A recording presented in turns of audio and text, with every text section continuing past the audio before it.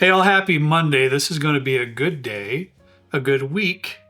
We have a great show planned today, the state of whiskey currently. Now, when Trenton walked down the stairs, he's standing here. He's in great shape. He feels good. I feel like balls. I do not feel well. Kurt passed on his influenza type A to me. What? Yeah. Probably. Heck no, I'm not going to the doctor. I hate the doctor. Michelle asked if I wanted to go last night. And I don't have anything against the doctor. I just don't feel like spending 3 hours to get some like 800 milligram Tylenol or whatever they're going to give me. I'll just have NyQuil and my Advil. You just figured it out. Yeah, it'll be fine. Well, it'll be fine. He comes down, he's got notes, all kinds of notes. 2 pages of notes. Wow. I know. This is unusual for Trenton, so I'm afraid, sir, that you have to take charge of this particular video. I'm sure I'll have some 2 cents now and then because I always do. Yeah. I've always got an opinion of some sorts, but I don't know what you got planned. Well, so usually what am I trying to say? Bear with us. He's hacking up along. My throat hurts. So give us some patience as you usually do. I usually do not prepare anything, but I don't know if you can see this. Shocked, honestly. It's kind of white balance. That is like a lot of notes for Trenton. This is the most notes I think I've taken since like school, and even that wasn't a lot. I'm dumbfounded. So the truth. I keep seeing a lot of things, and I know you do too. And if your YouTube, TikTok, Google algorithm, whatever is kind of seeing what you watch, as it probably is, you're probably seeing some things that the bourbon industry's collapsing, whiskey's done, all this other stuff. And a lot of that drives me insane because a lot of it's a little bit overplayed. Mm-hmm. We're seeing a correction. And I think I'm going to go through a lot of this stuff. I just have numbers and stuff jotted down, so I'm going to be a little bit all over the place. The notes make sense to me, but if I have to convey it to somebody else, it's going to be a little scrambled. So I think 2026 is going to be really interesting. 2025 was already interesting. We saw a couple bankruptcies specifically from, I know Kentucky Owl filed for bankruptcy. We had Westward file for bankruptcy with their partnership with Diageo, and a couple other distilleries had filed for bankruptcy. Uncle Nearest, yep, that's a good one. Mm-hmm. Was that last year or was that? I believe it was. I'm thinking it's 2024 for some reason. It's 2026 now. I believe it was. Come on. So we've seen a couple bankruptcies already, and some of the cracks have been forming in the industry as a whole, with not only with bourbon but with whiskey and kind of spirits in general. And I think 2025 just kind of amplified these cracks and really started to nip away at the overall support structures of the industry. So I think there's the three biggest points I have are tariffs, overall industry, and a shift in habits. And I think we're going to start off with the tariffs. And I'm not trying to get political in this. This is just all about the numbers. Think what you want about the current state of politics. I don't care. This is just about the numbers. Canadian sales plummeted by 85%. And that was huge. Yeah. I think in some areas Canadians were boycotting American whiskey in general, and I think there were some retaliatory tariffs that really kind of added to this 85% plummet in sales numbers. EU exports were down 12%, UK exports were down 29%, and Japanese exports were down by 23%. So already with the tariffs and everything, we're down a lot in the numbers.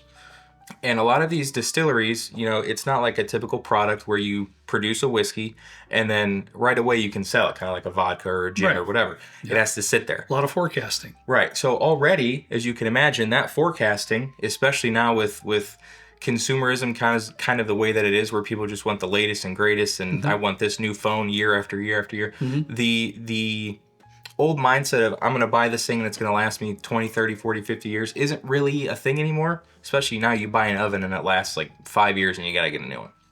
That's kind of besides the point. But I think distilleries are under so much pressure to release new products to appease people to purchase that the forecasting is already complicated in itself, that they have to say, hey, we put this in the barrel, it costs us this. What's it going to be 10 years from now? Right. That's incredibly difficult. Yeah. So I think they predicted a bit of a boom, and they were correct. And I think the peak of sales was 2022. And then I think... That sounds about right. 2023 was down for the first time in 20 years of about 1.2%. But the peak in 22 was up from 10.5% over 2021. So there was a pretty big double-digit percentage increase of the overall peak of sales. Wow. So the biggest thing I think is kind of tariffs. It kind of started everything.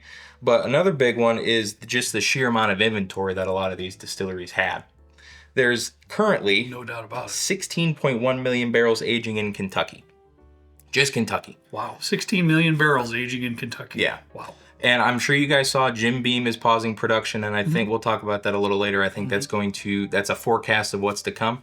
Usually when one distillery, especially as big as Jim Beam is, announces something like that, it's kind of a trickle effect. You'll see some others, I think, kind of start to do the same thing.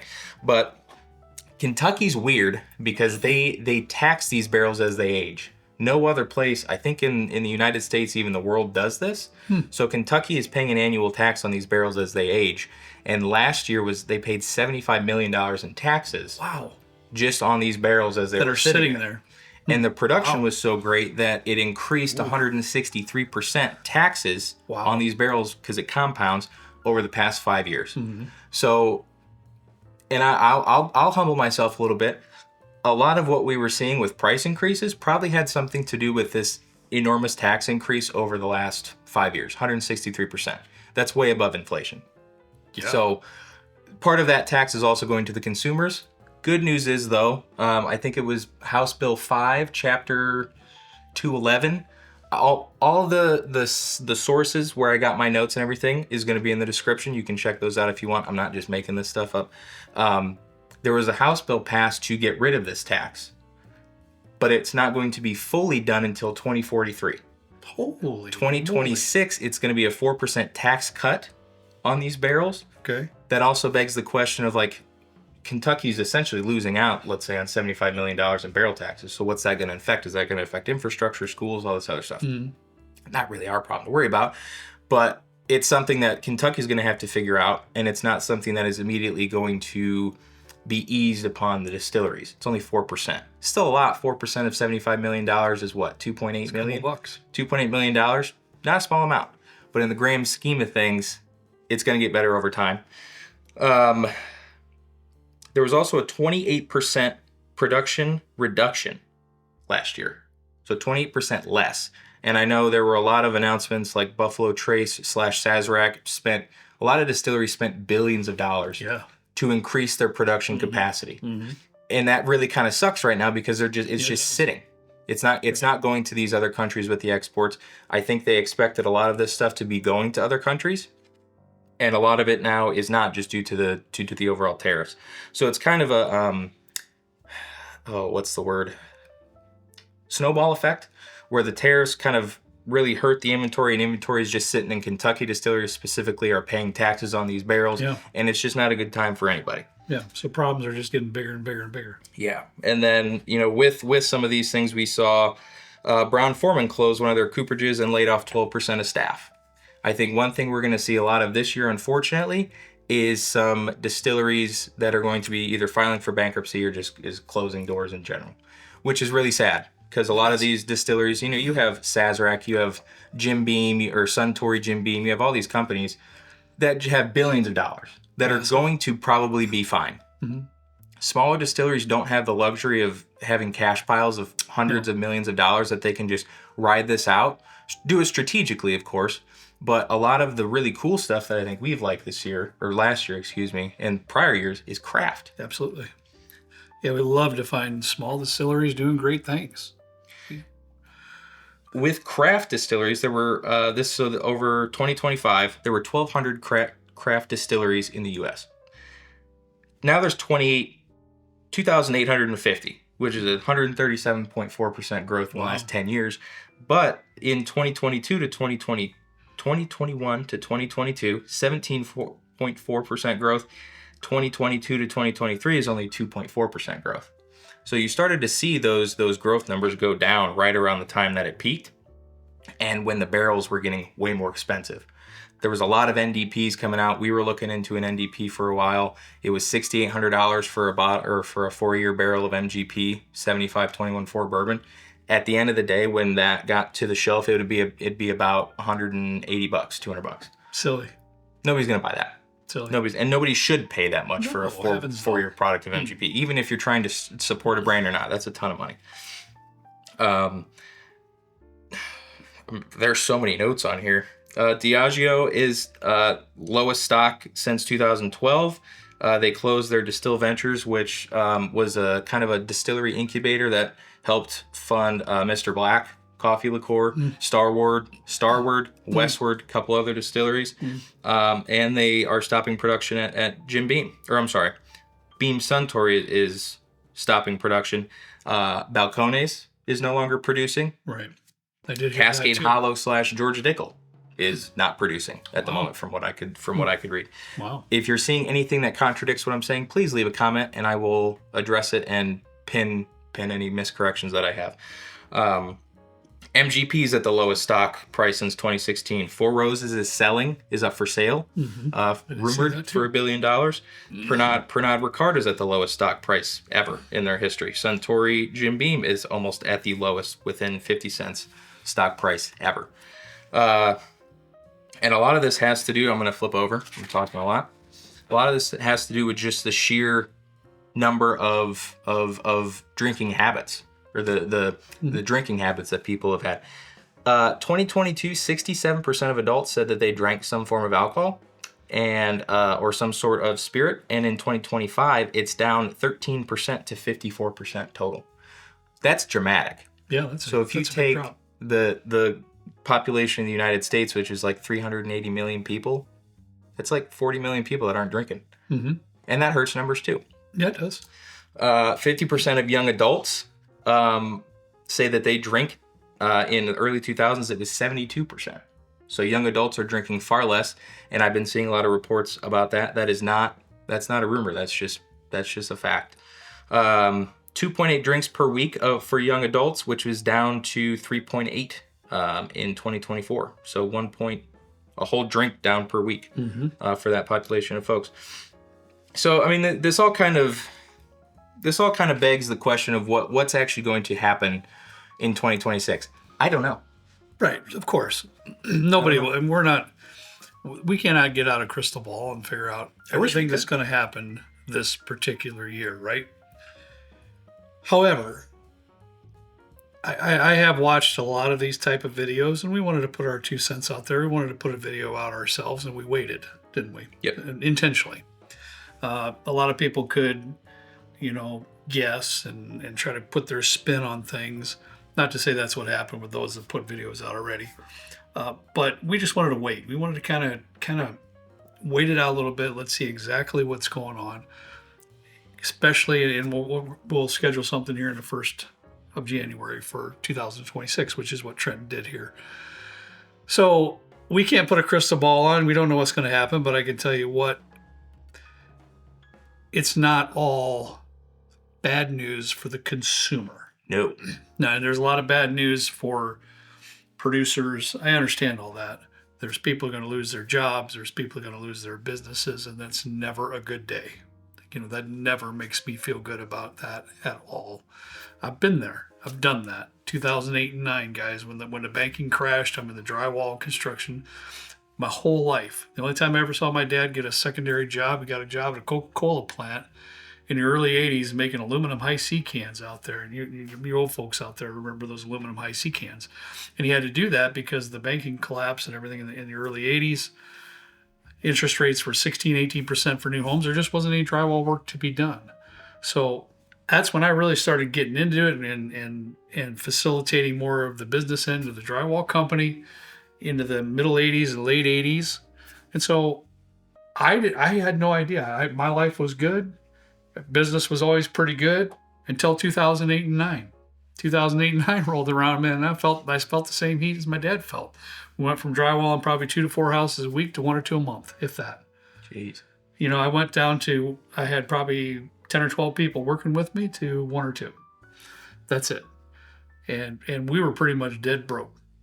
I know you always had the best of everything. We make sure the kids had everything, but your mom and I, we suffered. But yeah. But it would hurt. I mean, honestly, it hurt. It was just a long story. We don't go through all of it, but it hurt. badly. And I had to get a job. I worked at the steel mill for 10.5 years, worked 2 jobs, first 5 years, great. Money back in the bank, the last 5 years, night and day, 7 days a week, just keeping everything up. And finally I said, forget it, to the mill. So I've lived some of this that these good folks are going to have to go through, unfortunately. It's just, as Trent mentioned before, this is a correction. However, as bad news it is for them, it's actually good news for the consumer too. Hopefully.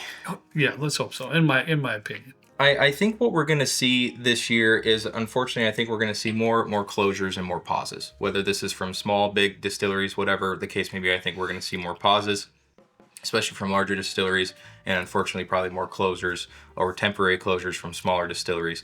I also think it's going to be interesting to see how these distilleries are going to start to market different products, because since there's so much of it, a lot of the difference is going to be in the marketing.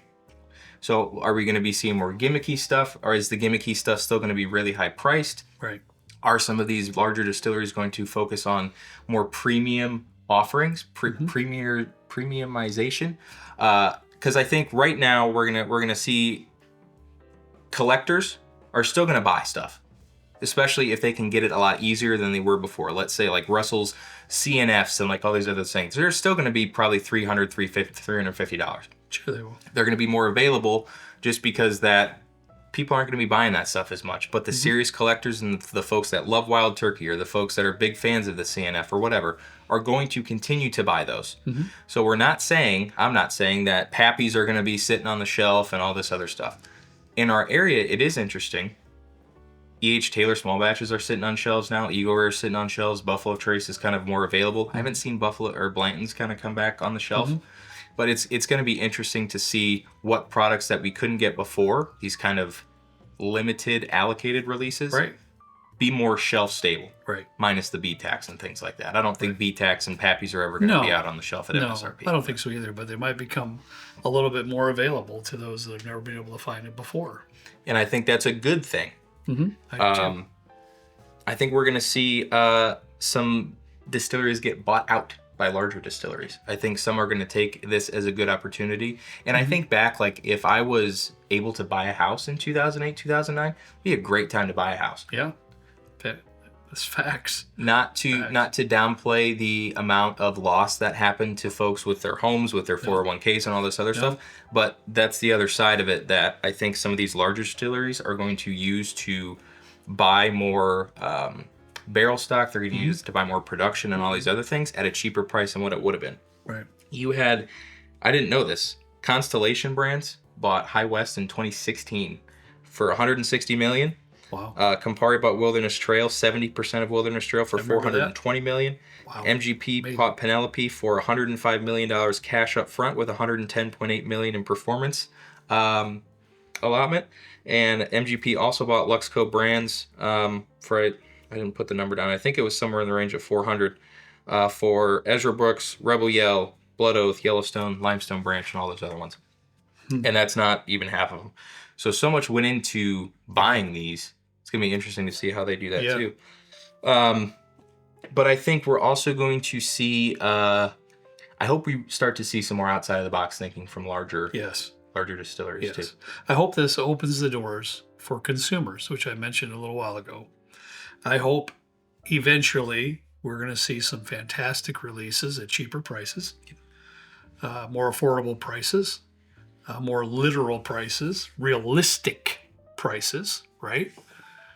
And better quality releases because of the reserve of barrels that are laying out there. Yeah. In my humble opinion, I would think, and it just makes common sense to me, and I'm not that guy, but if you have way more barrels sitting around, a lot of your normal batches, your small batches that you love so much that you buy every time you empty a bottle, I'm hoping those are better quality as time moves on because they have better barrels in reserve that they can pull from. Example, the Wild Turkey 101, when Trent and I did those series of videos a year or so ago, when we bought a couple of different batches from the Wild Turkey 101 that just was not up to par. Hopefully, in time, that one and many others will remain more constant and a better quality product batch to batch because there's more barrels in reserve to choose from. Hopefully in the roads ahead of us as whiskey drinkers, we'll have better opportunities for good stuff, at more reasonable pricings. I think too, we'll see a little bit more with cocktails. Ready to drink cocktails. I don't know if you guys, have you tried any of the Penelope cocktails that are the ready to drinks? If you lasted this long in the video, we appreciate you and we love you, because I know this is more of a statistic driven. Usually Trent and I are knuckleheads and we're just clowning around. So if you'd like to see us test out different canned cocktails, we'd be happy to do that for you. Leave a comment if you'd like to see that. I've heard some good things about the stuff Penelope's doing with their RTDs. Right. Ready to drinks or RTDs are also up 11 to 15%. CAGR, compound annual growth rate. And then the non-alcoholic stuff is up 7 to 9%. So the non-alcoholic stuff is also kind of making a little bit of a... Because people still want to have a drink with their friends, feel a part of the group when they're going out to drink. It's not about going out and getting hammered. No. It's about sharing the experiences with the people that you love. So I think the non-alcoholic stuff kind of helps the people that are more conscious about their drinking or don't want to. As you know, Trent, I try to stay on top of the cocktail world because I kind of dig that. Yeah. And I've been reading several articles here lately how really good quality establishments are focusing hard on their non-alcoholic cocktails. Yeah. Because it's a big thing right now. And let me just say this right here. I support anybody that doesn't want to drink alcohol, period. Oh, heck yeah. And moving forward with their lives that I just don't want to have that. I support that 100%.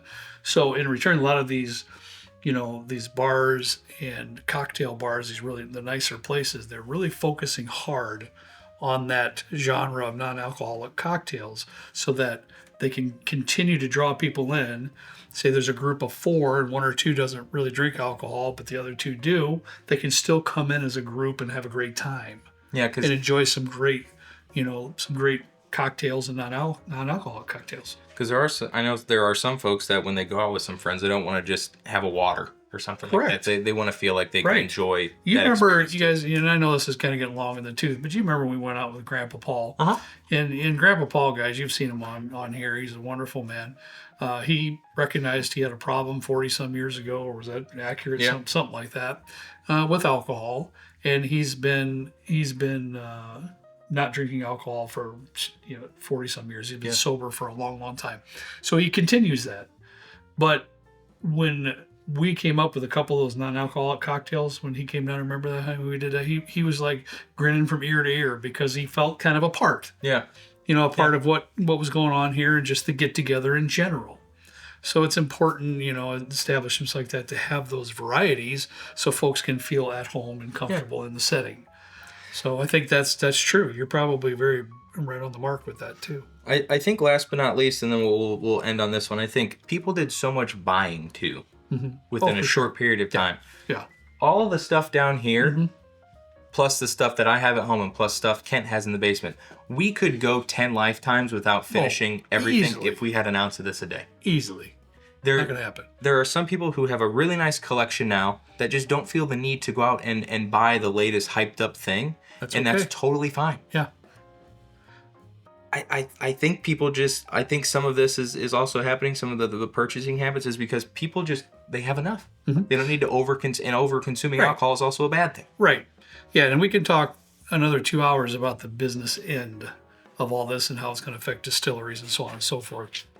As far as I'm concerned, we talked about it briefly in our live stream, our YouTube live stream just the other night.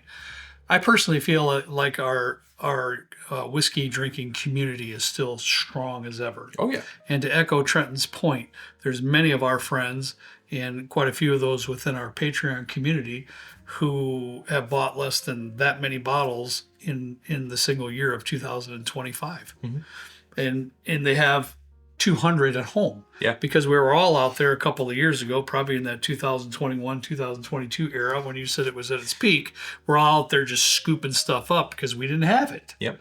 Well, not everybody has the Old Forester stuff, and they have this and that and the other thing. We as a community as a whole don't need to run out there and buy every single thing that comes out right now. Right. Way more selective, I guess, is where I'm trying.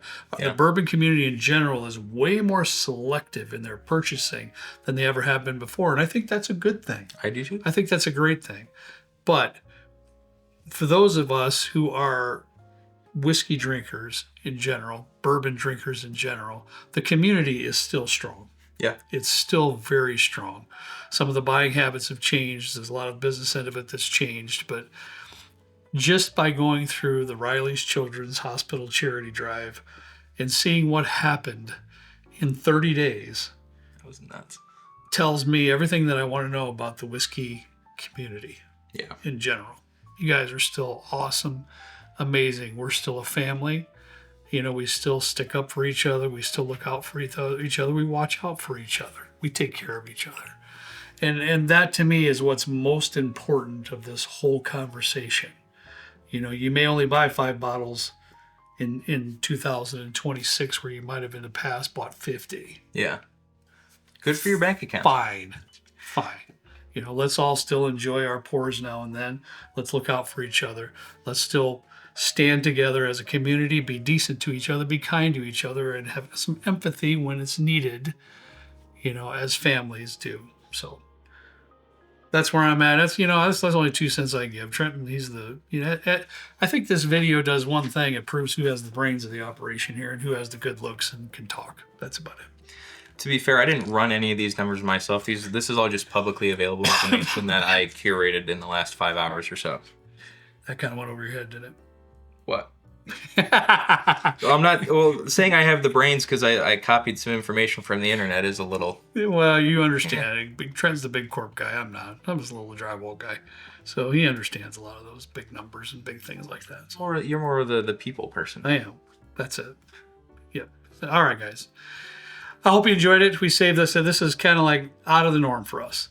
It was a little uncomfortable, I would say, because it's not usually what we do. Not my format either. Sorry if I made you yawn. If you don't like these kind of stat videos, I love stats. You know, we'll be back to normal on Wednesday. Yeah, we'll be back to horsing around, having some pours and joking around and all that good stuff very, very soon. So this Friday, guys, listen, this Friday, if you last up, there's going to be an amazing video coming out, and I'm not letting the cat out of the bag.